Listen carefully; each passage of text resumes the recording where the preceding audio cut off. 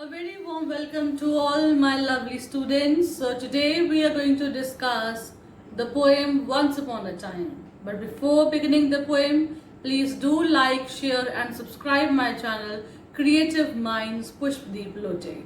So let us discuss the poem Once Upon a Time by Gabriel Okara. Gabriel Okara is a Nigerian poet who was born in April 1921. In this poem, he talks about the artificiality of human life.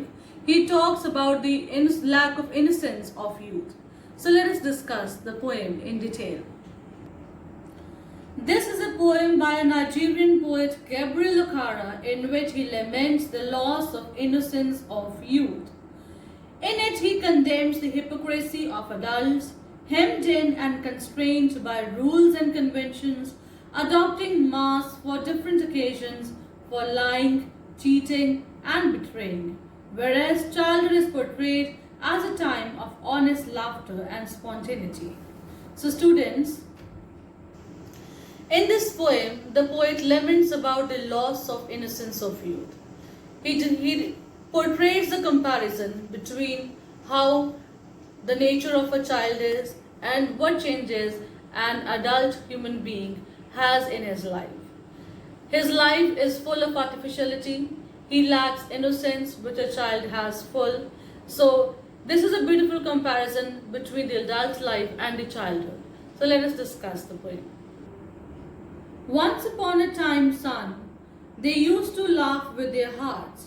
So Gabriel Okara ਗੱਲ ਕਰਦਾ ਕਿ ਇੱਕ ਵਾਰੀ ਦੀ ਗੱਲ ਹੈ ਬੇਟਾ, ਪਹਿਲਾਂ ਲੋਕੀ ਜਿਹੜੇ ਸੀਗੇ ਆਪਣੇ ਦਿਲੋਂ ਹੱਸਦੇ ਸੀਗੇ and laugh with their eyes, ਤੇ ਅੱਖਾਂ ਨਾਲ ਹੱਸਦੇ ਸੀ, ਦਿਲੋਂ ਵੀ ਹੱਸਦੇ ਸੀਗੇ, ਦਿਲ ਖੁੱਲ ਕੇ ਹੱਸਦੇ ਸੀਗੇ ਤੇ ਉਹ ਆਪਣੀਆਂ ਸੋ ਲੋਕੀ ਜਿਹੜੇ ਸੀਗੇ ਦਿਲੋਂ ਹੱਸਦੇ ਸੀਗੇ ਤੇ ਨਾਲੇ ਉਹਨਾਂ ਦੀ ਅੱਖਾਂ ਦੇ ਵਿੱਚ ਚਮਕ ਆਉਂਦੀ ਸੀ ਜਦੋਂ ਹੱਸਦੇ ਸੀਗੇ, ਬਟ ਨਾਓ ਦੇ only laugh with their teeth, ਹੁਣ ਸਿਰਫ ਦੰਦਾਂ ਨਾਲ ਹੱਸਦੇ, ਸਿਰਫ ਦਿਖਾਵੇ ਵਾਸਤੇ ਹੱਸਦੇ ਨੇ। while their eyes block cold eyes search behind my shadow, eyes block cold eyes ਦਾ ਮਤਲਬ ਹੈ ਜਿਨ੍ਹਾਂ ਵਿੱਚ ਫੀਲਿੰਗਸ ਹੀ ਨਹੀਂ ਹੈਗੀ, ਵਿਦਾਊਟ ਫੀਲਿੰਗਸ, ਅੱਖਾਂ ਦੇ ਵਿੱਚ ਕੋਈ ਫੀਲਿੰਗ ਨਹੀਂ ਹੁੰਦੀ, ਦੰਦਾਂ ਤੋਂ ਹੱਸਦੇ ਨੇ, ਕੋਈ ਖੁਸ਼ੀ ਨਹੀਂ ਦਿਖਦੀ ਬੰਦੇ ਦੇ ਚਿਹਰੇ ਤੇ ਸਰਚ ਬਿਹਾਈਂਡ ਮਾਈ ਸ਼ੈਡੋ, ਮੇਰੀ ਸ਼ੈਡੋ ਦੇ ਪਿੱਛੇ ਮੇਰੇ ਫਾਲਟਸ ਲੱਭਣ ਦੀ ਕੋਸ਼ਿਸ਼ ਕਰਦੇ ਨੇ, ਮੇਰੀਆਂ ਕਮੀਆਂ ਲੱਭਣ ਦੀ ਕੋਸ਼ਿਸ਼ ਕਰਦੇ ਨੇ, ਕਿਉਂਕਿ ਉਹ ਦੇਖਣ ਦੀ ਕੋਸ਼ਿਸ਼ ਕਰਦੇ ਹੈ ਕਿ ਇਸ ਇਨਸਾਨ ਨਾਲ ਸਾਨੂੰ ਫਰੈਂਡਸ਼ਿਪ ਕਰਨੀ ਚਾਹੀਦੀ ਹੈ ਕਿ ਨਹੀਂ ਕਰਨੀ ਚਾਹੀਦੀ, ਇਸ ਨੂੰ ਮਿਲ ਕੇ ਵਾਕਈ ਖੁਸ਼ੀ ਮਹਿਸੂਸ ਹੋ ਰਹੀ ਹੈ ਕਿ ਨਹੀਂ ਹੋ ਰਹੀ,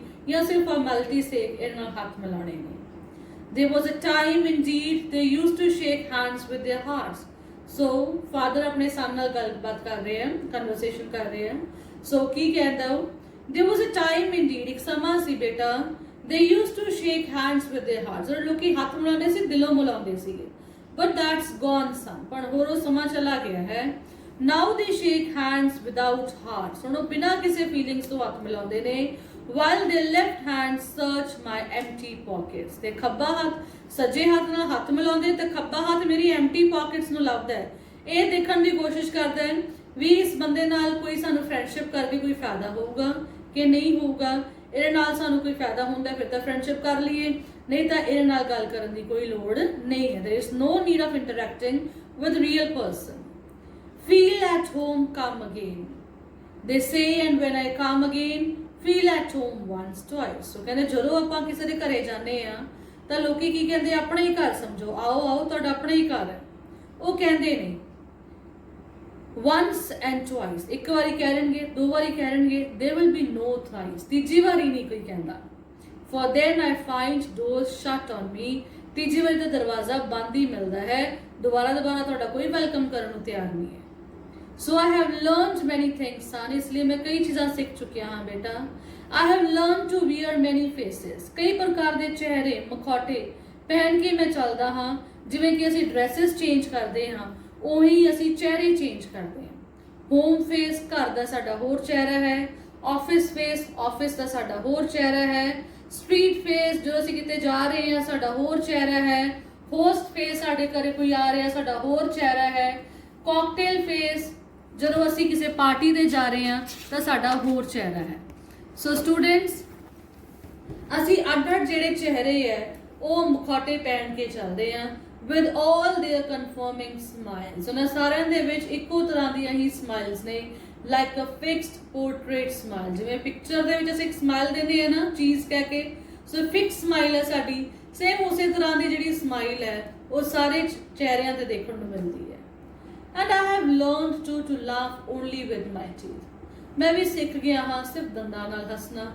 And shake hands without my heart, ਚਾਹੇ ਮੇਰਾ ਦਿਲ ਕਰੇ ਨਾ ਕਰੇ ਹੱਥ ਮਿਲਾਉਣਾ। I've also learned to say goodbye when I mean good riddance। goodbye ਕਹਿਣਾ ਸਿੱਖਿਆ ਹਾਂ। ਜਦੋਂ ਮੇਰਾ ਦਿਲ ਕਹਿੰਦਾ ਚੰਗਾ ਹੋਇਆ ਖਹਿੜਾ ਛੁੱਟਿਆ, ਮੈਂ ਚੰਗਾ ਹੋਇਆ ਖਹਿੜਾ ਛੁੱਟਿਆ ਤਾਂ ਕਹਿ ਨਹੀਂ ਸਕਦਾ, ਸੋ ਉਹਦੀ ਬਜਾਏ ਮੈਂ ਸਿੱਧਾ goodbye ਕਹਿ ਦਿੰਦਾ ਹਾਂ। To say glad to meet you, ਨਾ ਹੀ ਮੈਂ ਇਹੀ ਕਹਿਣਾ ਪੈਂਦਾ ਮੈਨੂੰ ਹਮੇਸ਼ਾ glad to meet you, ਤੁਹਾਨੂੰ ਮਿਲ ਕੇ ਬਹੁਤ ਖੁਸ਼ੀ ਹੋਈ, ਚਾਹੇ ਚੰਗਾ ਲੱਗੇ ਚਾਹੇ ਨਾ ਲੱਗੇ ਕਹਿਣਾ ਪੈਂਦਾ ਹੈ। Without being glad and to say it's been nice talking to you after being bored। ਜਿੰਨਾ ਮਰਜ਼ੀ ਬੋਰ ਬੰਦਾ ਕਿਉਂ ਨਾ ਹੋਇਆ ਹੋਵੇ, ਪਰ ਅਖੀਰ ਦੇ ਵਿੱਚ ਇਹੀ ਗੱਲ ਕਹਿਣੀ ਪੈਂਦੀ ਹੈ ਕਿ ਤੁਹਾਡੇ ਨਾਲ ਗੱਲ ਕਰਕੇ ਬਹੁਤ ਚੰਗਾ ਲੱਗਿਆ। ਸੋ ਮੈਂ ਵੀ ਇਹ ਮੁਖੌਟੇ, ਆਰਟੀਫਿਸ਼ੈਲਿਟੀ, ਨਕਲੀ ਚਿਹਰੇ, ਨਕਲੀਆਂ ਗੱਲਾਂ ਕਰਨੀਆਂ ਸਿੱਖ ਚੁੱਕਿਆ ਹਾਂ। But believe me son, I want to be what I used to be। ਪਰ ਬੇਟਾ ਮੈਂ ਉਹ ਬਣਨਾ ਚਾਹੁੰਦਾ ਹਾਂ ਜੋ ਮੈਂ ਬਣਨਾ ਚਾਹੁੰਦਾ ਸੀਗਾ, ਜੋ ਮੈਂ ਪਹਿਲਾਂ ਹੁੰਦਾ ਸੀਗਾ। When I was like you, ਜਦੋਂ ਮੈਂ ਤੇਰੇ ਵਰਗਾ ਸੀ, ਬਚਪਨ ਦੇ ਵਿੱਚ ਸੀ, ਮੈਂ ਉਹੀ ਬਣਨਾ ਚਾਹੁੰਦਾ ਹਾਂ। I want to unlearn all these muting things, ਇਹ silences, ਇਹ unreal ਜਿਹੜੀਆਂ feelings ਨੇ, ਇਹਨਾਂ ਤੋਂ ਮੈਂ ਖਹਿੜਾ ਛੁਡਾਉਣਾ ਚਾਹੁੰਦਾ, ਇਹਨਾਂ ਨੂੰ ਮੈਂ ਨਹੀਂ ਸਿੱਖਣਾ ਚਾਹੁੰਦਾ। Most of all, I want to relearn, ਦੁਬਾਰਾ ਤੋਂ ਮੈਂ ਸਿੱਖਣਾ ਚਾਹੁੰਦਾ ਹਾਂ how to laugh, ਕਿਵੇਂ ਹੱਸਦੇ ਹੈ। For my laugh in the mirror shows only my teeth like a snake's bare fangs। ਇਹ simile use ਹੋਈ ਹੈ ਬੇਟਾ ਇੱਥੇ, like a snake's bare fang। ਤੁਹਾਨੂੰ ਮੈਂ ਦੱਸਿਆ ਸੀ ਤੇ ਸੋ ਤੇ like ਲੱਗ ਜਵੇ, ਕੋਈ ਕੰਪੈਰੀਜ਼ਨ ਸ਼ੋ ਕੀਤਾ ਗਿਆ ਹੋਵੇ, ਉਹਨੂੰ simile ਕਹਿੰਦੇ ਹੈ। ਸੋ ਇੱਥੇ ਇੱਕ simile use ਹੋਈ ਹੈ। ਸੋ ਕੀ ਕਹਿੰਦਾ ਹੈ ਕਿ ਮੈਂ ਹੱਸਣਾ ਸਿੱਖਣਾ ਚਾਹੁੰਦਾ ਹਾਂ, ਕਿਉਂਕਿ ਹੁਣ ਜਦੋਂ ਮੈਂ ਸ਼ੀਸ਼ੇ 'ਚ ਖੜ ਕੇ ਹੱਸਦਾ ਹਾਂ ਮੈਨੂੰ ਸਿਰਫ ਮੇਰੇ ਦੰਦ ਦਿਖਦੇ ਨੇ, ਜਿਵੇਂ ਜਿਹੜਾ ਸੱਪ ਹੈ ਉਹਦੇ ਫੰਨ ਦਿਖਦੇ ਹੋਣ, ਸੇਮ ਉਸੇ ਤਰੀਕੇ ਨਾਲ ਮੈਨੂੰ ਮੇਰੇ ਦੰਦ ਦਿਖਦੇ ਨੇ। ਸੋ ਸ਼ੋ ਮੀ ਸਨ, ਇਸ ਲਈ ਮੈਨੂੰ ਦਿਖਾ ਮੇਰੇ ਬੇਟੇ ਹਾਊ ਟੂ ਲਾਫ, ਕਿਵੇਂ ਹੱਸੀਦਾ ਹੈ। Show me how I use to laugh, ਮੈਨੂੰ ਦਿਖਾ ਮੈਂ ਕਿਵੇਂ ਹੱਸਦਾ ਸੀਗਾ। ਐਂਡ ਸਮਾਈਲ, ਕਿਵੇਂ ਮੁਸਕਰਾਉਂਦਾ ਸੀਗਾ। Once upon a time when I was like you, ਜਦੋਂ ਮੈਂ ਇੱਕ ਵਾਰੀ ਤੇਰੇ ਵਰਗਾ ਸੀ, ਉਦੋਂ ਮੈਂ ਕਿਸ ਤਰੀਕੇ ਨਾਲ ਹੱਸਦਾ ਸੀ, ਉਸ ਹਾਸੇ ਨੂੰ ਮੈਂ ਸਿੱਖਣਾ ਚਾਹੁੰਦਾ। ਸੋ ਸਟੂਡੈਂਟਸ, ਜਿਹੜਾ ਪੋਇਟ ਹੈ ਉਹ ਕੀ ਗੱਲ ਕਰਦਾ, he talks about the loss of innocence of you, he talks about the hypocritical world, artificiality of world। When we are in a childhood, we are always innocent, we have pure feelings towards everyone, we laugh as if we are full of laughter, our eyes sparkle with the same laughter, there is no artificiality, ਕੋਈ ਵੀ artificiality ਨਹੀਂ ਹੁੰਦੀ। ਪਰ ਜਿਵੇਂ ਜਿਵੇਂ ਅਸੀਂ ਵੱਡੇ ਹੁੰਦੇ ਹਾਂ, ਅਸੀਂ ਦੁਨੀਆਦਾਰੀ ਨੂੰ ਸਿੱਖਦੇ ਹਾਂ, ਸਾਡੀ ਲਾਈਫ ਜਿਹੜੀ ਹੈ ਉਹ ਹਿਪੋਕ੍ਰਿਟੀਕਲ ਹੋ ਜਾਂਦੀ ਹੈ, ਆਰਟੀਫਿਸ਼ੀਅਲ ਹੋ ਜਾਂਦੀ ਹੈ। ਅਸੀਂ ਅਲੱਗ-ਅਲੱਗ ਮੁਖੌਟੇ ਪਹਿਨ ਕੇ ਜਾਂਦੇ ਹਾਂ, ਕੋਈ ਬੰਦਾ ਸਾਨੂੰ ਪਸੰਦ ਆਵੇ ਨਾ ਪਸੰਦ ਆਵੇ, ਅਸੀਂ ਫਿਰ ਵੀ ਉਹਨੂੰ ਹੀ ਕਹਿੰਦੇ ਹਾਂ ਤੁਹਾਨੂੰ ਮਿਲ ਕੇ ਬਹੁਤ ਚੰਗਾ ਲੱਗਿਆ। ਚਾਹੇ ਕਿਸੇ ਨੂੰ ਮਿਲਣਾ ਚਾਹੁੰਦੇ ਹੋਈਏ ਨਾ ਚਾਹੁੰਦੇ ਹੋਈਏ, ਹੱਸ ਕੇ ਮਿਲਣਾ ਪੈਂਦਾ ਹੈ, ਠੀਕ ਹੈ। ਇੱਕ ਵਾਰੀ ਅਸੀਂ ਕਿਸੇ ਦਾ ਵੈਲਕਮ ਕਰ ਲਾਂਗੇ, 2 ਵਾਰੀ ਵੈਲਕਮ ਕਰ ਲਾਂਗੇ, ਪਰ ਤੀਸਰੀ ਵਾਰੀ ਅਸੀਂ ਉਹਨੂੰ ਜਵਾਬ ਵੀ ਦੇਵਾਂਗੇ, ਦਰਵਾਜ਼ਾ ਬੰਦ ਕਰ ਲਾਂਗੇ। So this modernisation, this urbanisation has impacted the life of the youth. ਇਸ ਚੀਜ਼ ਨੇ ਦੁਨੀਆ ਦੇ ਵਿੱਚ ਬਹੁਤ ਇਫੈਕਟ ਕੀਤਾ ਹੈ। ਲੋਕੀ ਜਿਹੜੇ ਨੇ ਉਹ ਹਿਪੋਕ੍ਰਿਟੀਕਲ ਹੋ ਚੁੱਕੇ ਨੇ, ਆਰਟੀਫਿਸ਼ੀਅਲ ਹੋ ਚੁੱਕੇ ਨੇ। ਸੋ ਇਸੇ ਚੀਜ਼ ਬਾਰੇ ਗੈਬਰੀਅਲ ਓਕਾਰਾ ਗੱਲ ਕਰਦਾ ਹੈ। ਸੋ ਉਮੀਦ ਹੈ ਮੈਨੂੰ ਕਿ ਤੁਹਾਨੂੰ ਇਹ ਪੋਇਮ ਚੰਗੀ ਤਰ੍ਹਾਂ ਸਮਝ ਆਈ ਹੋਏਗੀ। ਅਗਰ ਤੁਹਾਨੂੰ ਕੋਈ ਵੀ ਡਾਊਟ ਹੋਵੇ, ਦੁਬਾਰਾ ਤੋਂ ਇਹ ਲੈਕਚਰ ਸੁਣਨਾ ਤੇ ਪੋਇਮ ਨੂੰ ਚੰਗੀ ਤਰ੍ਹਾਂ ਸਮਝਣ ਦੀ ਕੋਸ਼ਿਸ਼ ਕਰਨੀ। So students, do like, share and subscribe my channel creative minds Pushpdeep Lote. Thank you all of you. ਮੇਰੀ ਵੀਡੀਓ ਨੂੰ ਸ਼ੇਅਰ ਕਰਦੇ ਰਹੋ ਤੇ ਆਪਣਾ ਪਿਆਰ ਜਿਹੜਾ ਹੈ ਉਹ ਦਿੰਦੇ ਰਹੋ।